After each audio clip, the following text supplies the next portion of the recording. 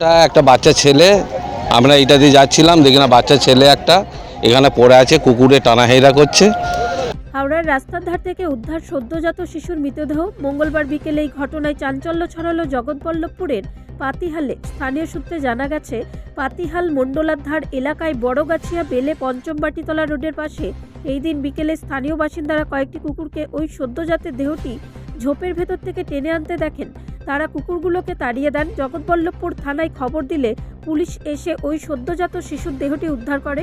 এই প্রসঙ্গে স্থানীয় বাসিন্দা তথা ঘটনার প্রত্যক্ষদর্শী মানিক ঘরামি বলেন, আমরা দেখি কয়েকটি কুকুর একটি ঝোপের ভেতর থেকে কিছু একটা টেনে বার করার চেষ্টা করছে। কাছে গিয়ে দেখি এক সদ্যজাত দেহ পড়ে রয়েছে ঝোপে।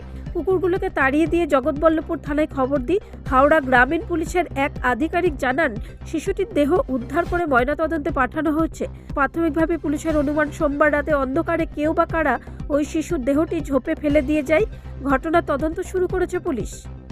একটা বাচ্চা ছেলে, আমরা এটা দিয়ে যাচ্ছিলাম, দেখি না বাচ্চা ছেলে একটা এখানে পড়ে আছে, কুকুরে টানাহেরা করছে।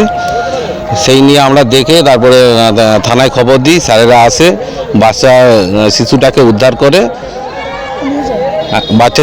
উদ্ধার করে নিয়ে যায়। হ্যাঁ, ছেলেটা মারা গেছে। ছেলেটা দেখলাম তো ছেলে, এখানে কিভাবে এলো সেটা তো বলতে পারবো না। হঠাৎ করে দেখি না লোকজন দাঁড়িয়ে আছে, কুকুরে টানাহেরা করছে, সবাই ছাড়িয়ে। তারপরে আমি এসে থানায় খবর দিতে, পুলিশ এসে থানায় নিয়ে যায়, থানায় নিয়ে যায়। আমার নাম মানিক ঘরামি।